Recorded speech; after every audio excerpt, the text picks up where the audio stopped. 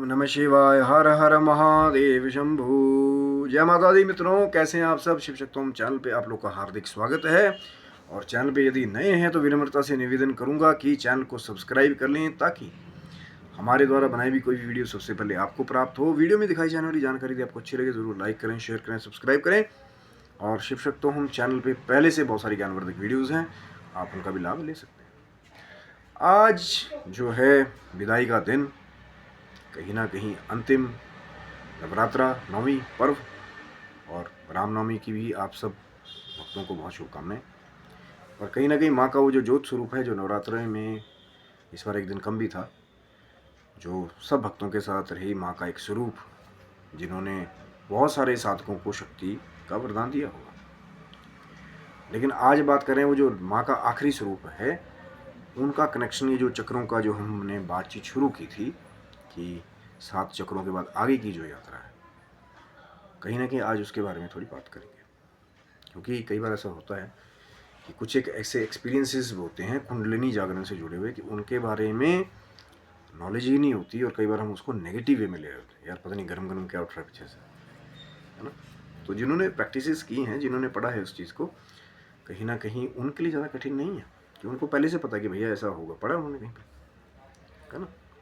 तो मेंटली कहीं ना कहीं प्रिपेयर हो जाते हैं। लेकिन जो मेंटली प्रिपेयर नहीं है,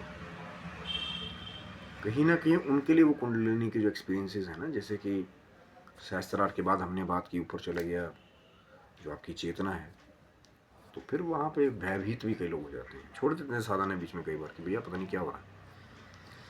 और कहीं ना कहीं आज जो हम प्रवेश कर रहे हैं नवरात्रि में, माँ सिद्धिदात्री का स्वरूप है।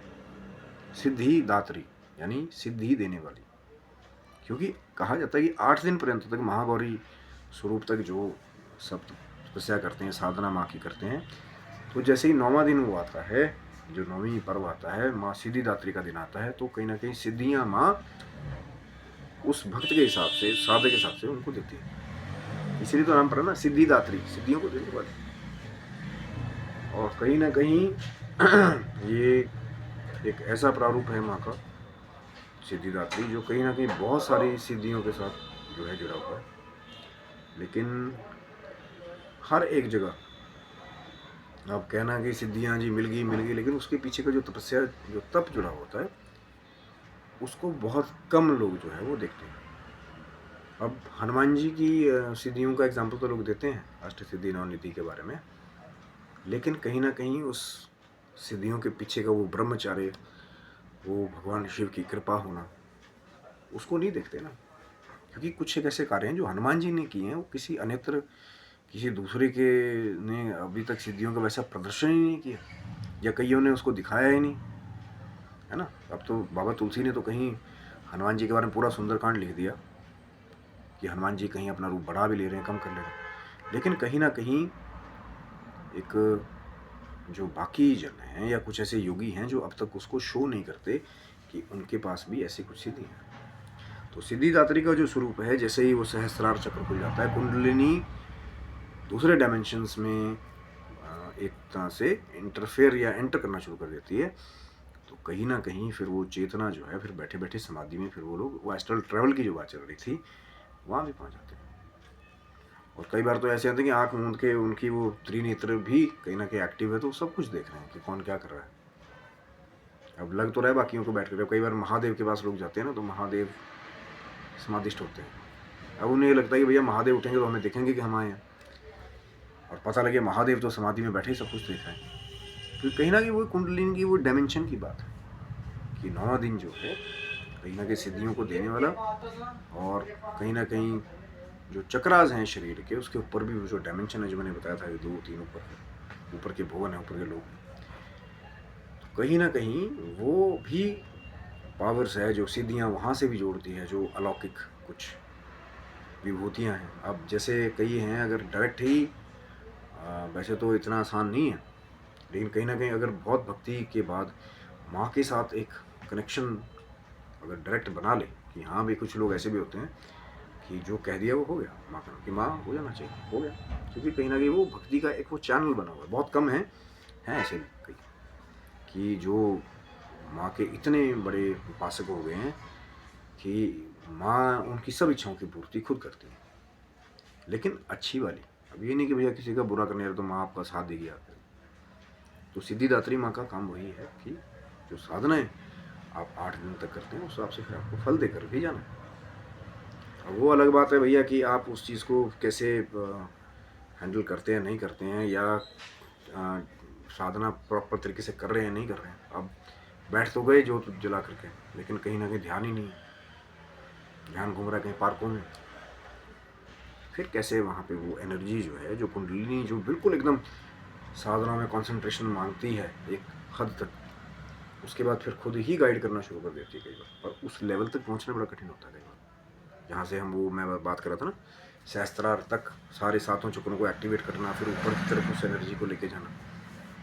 क्योंकि कहीं ना कहीं एक निडर योगी चाहिए उसके, जो भयभीत होगा कि हाँ भैया ध्यान अब मेरा पाँव से हट रहा है, यहाँ से हट रहा है, वो तो कहीं ना कहीं उस चीज़ में आ गया तो फिर वो साधनाएं एस्ट्रल ट्रैवल वाली बातें नहीं हो सकती। और यही वो गुप्त कुछ मार्ग हैं जहाँ कुछ बिरले बिरले योगी जो है बैठे बैठे समाधि के द्वारा दूसरे लोक में चले जाते हैं, या कहीं ना कहीं दूसरे डायमेंशन में चले जाते हैं, या कहीं ना कहीं कई लोग तो ऐसा भी कहते हैं कि भैया अभी वो इस मोड पे यहाँ थे और फिर कुछ किलोमीटर आगे गए तो पैदल ही वो कहीं ना कहीं पहुँच गए, और कहीं ना कहीं उनका एक अलग ही प्रारूप है उन संतों का, सिद्धों का, क्योंकि वो बखान नहीं करते। मैंने कहा ना, अब हनुमान जी के बारे में तो बाबा तुलसी ने सुंदरकांड लिख दिया कि भैया हनुमान जी ने एक जगह अपना आकार बढ़ाया भी, कम भी किया, और कहीं ना कहीं वो जो अष्ट सिद्धि, या जैसे माँ सिद्धिदात्री की बात करते हैं सिद्धियों की, तो कहीं ना कहीं वो दिखा दिया उन्होंने, प्रमाणित कर दिया कि भैया है इनका प्रयोग। लेकिन कुछ एक ऐसे योगी हैं, संत हैं, वो है उनके पास में जाए, लेकिन हर एक जगह उसका प्रदर्शन नहीं करना चाहते कि भैया कि आम जन के ऊपर भी उसका क्या हो जाएगा, है ना, कि जो मेरे को बड़ी हावड़ी। क्योंकि जो मैंने पहले भी बहुत बार बात बोली है कि जो असली लोग हैं वो अपने हुनर को कहीं ना कहीं खुद बखान नहीं करते, और अपने हुनर को वो छिपाते हैं सबसे। ये एक खास एक साइन है। जो बहुत अच्छा ड्राइवर होगा वो कभी खुद नहीं कहेगा भाई मैं मेरी गाड़ी में बैठे बहुत अच्छा ड्राइवर हूँ, सबसे अच्छी गाड़ी मैं चलाता हूँ पूरी। अब जब लोग आपको उनके काम के बारे में बताते हैं कि भैया वो बहुत अच्छे ड्राइवर हैं, ड्राइव अच्छा करते हैं, आप उनके साथ टूर पे जाइए, वो है असली चीज़। जब कोई तीसरा चौथा आपके काम के बारे में बात करे, या आपके एक अच्छे नेचर के बारे में बात करे कोई और, अब ये नहीं कि अपने मुंह मीठा बल्कि हमने जी ये वाली सिद्धि कर ली, हमने तो ये वाली देवता की सिद्धि कर ली, हम इसका ये बता देते हैं, वो बता देते हैं, इसकी भी निकाल देते हैं पर्ची, उसकी भी निकाल देते हैं। कहीं ना कहीं वो बखान नहीं करते उस चीज़ का, है ना। और कहीं ना कहीं ये जो मैंने पहले भी बात की थी, जो 9 नवरात्रे जो दिन गए, वो कहीं ना कहीं उन्हीं सिद्धियों की जो योगी हैं अगर ध्यान लगा लें तो जो कई कई साल में नहीं प्राप्त होता, कई बार वो 9 दिनों में माँ भगवती की कृपा से प्राप्त होता है। पर डेडिकेशन तो चाहिए ना, पर होगा माँ का ऑर्डर तो आपको टाइम भी मिलेगा बैठने का। अब कोई बोले भैया 9 दिन तो हम छुट्टी ले नहीं सकते, देने वाले वो भी करते हैं, पहले से प्लानिंग करते हैं, जो उनके हॉलीडेज होते हैं प्लान करते हैं। पर उनका उद्देश्य क्या होता है कि भैया अब ये नहीं कि 9 दिन छुट्टी की तो चाट पापड़ी खाना जाके, वो रस चखना चाहते हैं जो अध्यात्म का रस है। कहीं ना कहीं जिनको इसके बारे में नॉलेज है कि भैया ये 9 दिनों का क्या महत्व है ना, 7 चक्र उसके ऊपर के अलग डायमेंशन, या कोई गुप्त चक्र, ये चीज़ें हैं उसमें प्रैक्टिस करने वाली, या कहीं ना कहीं कुंडलिनी को राइज करने वाली बहुत सारी चीज़ें हैं, पर बहुत सारे सीक्रेट्स हैं। वो एकदम नहीं ना कि भैया अब आप आए जी मुझे कुंडलिनी जागरण दे दो 2 मिनट में। अब अगला हो सकता है वो अभी भी उसके बारे में कोई रिसर्च कर रहा, क्योंकि होता क्या है कि बहुत सारे जो अच्छे योगी हैं वो बार बार उस पर ट्रायल एरर करके देख रहे होते हैं कि भैया बेटरमेंट क्या चीज़ की है ना। और कहीं ना कहीं अगर जैसे दूसरे को पता नहीं दे तो दिया ज्ञान, पर उसका फिर वो डिसवैल्यू करे, ये भी काम खराब है ना। इसीलिए जो कुछ चीज़ें हैं वो भक्तों के साथ ही शेयर की जाती हैं, और कहीं ना कहीं उसका एक लाभ ये होता है कि कई बार अगर कोई बुरे साइड भी जा रहा है तो वो कहीं ना कहीं उस ज्ञान को जान करके, उस बात को जान करके वो कहीं ना कहीं वापस अपने ट्रैक पे आ जाता है कई बार ज्ञान के उस वजह से, है ना। क्योंकि सारी बातें वही हैं कि जो आपका ज्ञान कोश है वही कई बार आपको सही दिशा के ले जाता है। लेकिन वही बात है ना, बार बार आप उन लोगों के पीछे भागेंगे जिनका खाली काम है कि बस खाली फॉलोअर्स बढ़े, या कहीं ना कहीं बस देखा देखी वाला काम चल रहा है। क्योंकि जो आदमी जैसा होता है, जिस चीज़ों के बारे में वो काम कर रहा होता है, कहीं ना कहीं वो चीज़ें उनके जुबान पे वो शब्द चढ़े होते हैं। जैसे अगर 7 चक्रों की बात करते हैं, उसके ऊपर के डायमेंशन की बात करते हैं, तो वो कैसे होगा? वो इंसान जिसने वो प्रैक्टिसेस की होंगी, तो वो चक्रा के बारे में, उनके नाम के बारे में, कुंडलिनी जागरण के बारे में, एस्ट्रल ट्रैवल के बारे में अगर किया होगा एक्सपीरियंस, तो वो इन्हीं चीज़ों के बारे में बात करे। और कोई अब ये कहते कि भैया बहुत बड़ी सिद्धि ले ली, उसकी पर्ची निकाल दी, ये कर दिया, वो कर दिया, कहीं ना कहीं वो विजन ही चेंज हो जाता है। जब आप बड़ी साधनाएं करते हैं, कहीं ना कहीं कोई ऐसा एंटिटी जो, अब जैसे हनुमान जी कलयुग में साक्षात पर है, तो भगवान शिव का अवतार ना, तो कुछ तो वहाँ पे भी लेगेसी वाला काम नहीं है ना भैया, कि हाँ मेरे दादाजी करते थे, अब मुझे ये हो गया, वो हो गया, मैं उसी शक्तिपीठ पे बैठा हूँ। खुद भी तो साधनाएं करनी पड़ेंगी ना। अब जिसने साधनाएं की थी, जिसने उसको शुरुआत किया था असली का, उसका कहीं नाम ही नहीं है। और लोग खा रहे हैं आगे, जो अब बैठा हुआ आगे आकर के कि जी हम तो, उनका आशीर्वाद है हमें, क्योंकि वो थे असली साधक जिनका कहीं नाम ही नहीं आता।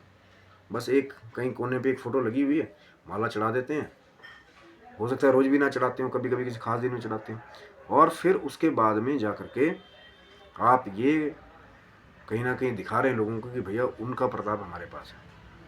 तो अब वहाँ क्या हो रहा है कि रॉयल्टी जो पुराने किसी संत की थी, जिसका कोई आगे लेना देना नहीं था, कोई सन्यासी थे, आप उनकी रॉयल्टी खा रहे हैं। पर याद रखिएगा कि जो संतों की, साधुओं की जो गद्दी है, उसको पचा लेना सबके अंदर वो समर्थता नहीं, वो वैराग्य, वो भक्ति भी तो चाहिए, वो त्याग भी तो चाहिए जो एक संत करता है, वो दया भावना भी तो चाहिए। जब संत को आप अगर ठान लिया कि भैया शस्त्र नहीं उठाना कभी, आप कितना इसको मारेंगे, वो शस्त्र नहीं उठाएंगे, क्योंकि उन्होंने प्रतिज्ञा ऐसी कर ली है। पर कहीं ना कहीं जो एक आडंबर का खेल हो जाता है ना, कि अब अष्टांग योग पतंजलि ने बहुत बार बताया है, और ये जो चक्रों के बारे में जो लिंकिंग है, कहीं ना कहीं बहुत सारे प्राचीन ग्रंथों में, तांत्रिक टेक्स्ट में बहुत बार बताया गया। लेकिन होता क्या है कि अब आप पढ़ तो रहे नहीं इसको डायरेक्टली, चाहे समय है चाहे नहीं है, आपका कैलिबर नहीं है, लेकिन कहीं ना कहीं आप जो है गलत लोगों के पास जाकर के कि हाँ यार बड़े चमत्कारी लग रहे हैं, ये तो इन्होंने तो, और खुद क्लेम भी कर रहे हैं कहीं कहीं जाके कि भैया हमने तो उनकी सिद्धि कर रखी, उनकी कृपा है हमारे ऊपर। वो बताना नहीं पड़ता, वो अपने आप ही झलक जाता है। अगर कहीं ना कहीं आप वो अध्यात्म से भरे हुए हैं, तो आपकी बातों से अपने आप ही झलक जाएगा। अब अगर 20 मिनट की वीडियो में जिसका कुछ हो ही ना, कोई प्रैक्टिस नहीं, कभी कभी कोई साधना नहीं की, तो वो क्या बात करेगा, है ना? अब कुछ होगा, कुछ किया होगा, कुछ आपके पास कोई नॉलेज एकत्रित है, तभी तो आप बात करेंगे ना। पर होता वही है कि हर बार, कई बार यहाँ से कुछ, मैंने पहले भी बात बार बार बोलते हैं कि ज्ञान की कुछ गलियाँ ऐसी जुड़ी हुई हैं कि एक के साथ दूसरी ऑटोमेटिकली जुड़ी हुई है।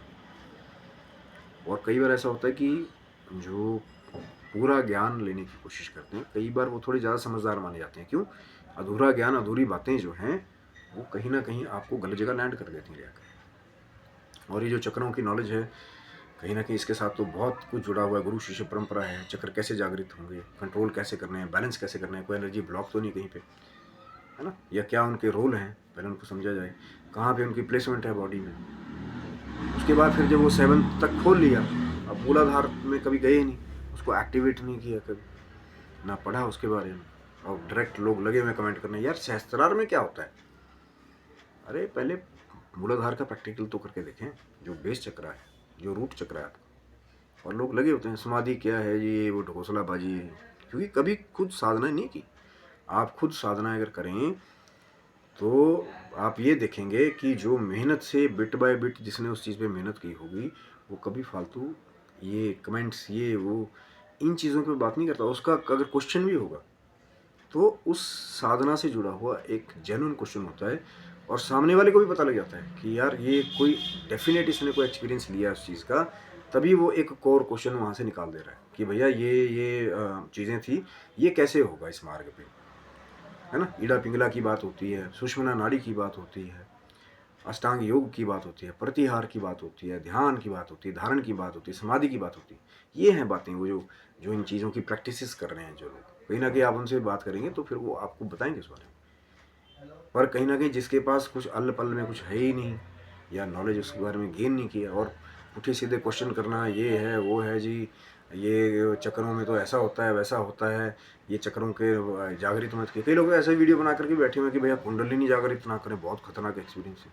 अब भैया आपने पूरी जानकारी को बिना पढ़े, बिना सावधानी को फॉलो किए, आपने कोई एक महान शक्ति को बिना अपनी मेंटल प्रिपरेशन के या फिजिकल प्रिपरेशन के आपने उसको जगा दिया। अब आपके अंदर वो कैपेबिलिटी नहीं है कि आप उस चीज़ को पचा सकें, या कहीं कहीं वो महाशक्ति है, आप उसको संभालने में कैपेबल नहीं है। लेकिन फिर दूसरों को बता रहे हैं कि नहीं यार, बड़े गंदे एक्सपीरियंसेस होते हैं, ये होता है वो होता है, हम बीमार पड़ गए, हमारा शरीर टूट गया, हमारे से कई दिन तक हम यहाँ पे रहे वहाँ पे रहे।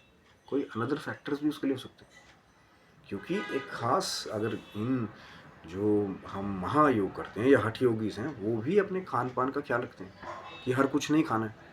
अब वो योग हठ योग की साधना करने के लिए जा भी रहे हैं और हर कुछ आप खा लेंगे, रूटीन नहीं है, वैराग्य नहीं है, वो कहीं ना कहीं वही तामसिक कृति चल रही है कि कभी भी आप जो है मदिरा पी लें, कभी भी आप मैथुन कर लें, कभी भी आके साधना में बैठ जाएं। अरे वैराग्य और ब्रह्मचार्य के द्वारा जो वो सिद्धियां हासिल की जाती हैं, वो चक्रों का जागरण होता है।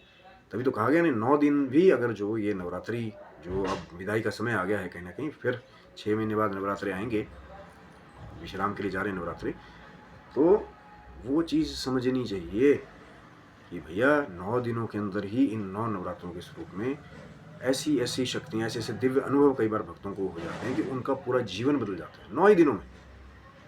कि पता नहीं क्या एक ऐसा वीर रस, एक ऐसा माँ की आराधना करके एक ऐसा बीज जो है उत्पन्न हो जाता है अंदर, कि कहीं ना कहीं वो खुद ही अपने उन्नति के मार्ग को खोलने लग जाते हैं। रूटीन कई ऐसे होते हैं पहले शुरू में साधना से पहले कि उनका रूटीन कोई नहीं है, फिर वो रूटीन में आ जाते हैं, कहीं ना कहीं क्रिएटिव चीज़ों के बारे में बात करने जाते हैं, कहीं ना कहीं क्रिएटिव लोगों के साथ मिलना शुरू कर देते हैं। वो कृपा कहीं ना कहीं से तो हुई ना।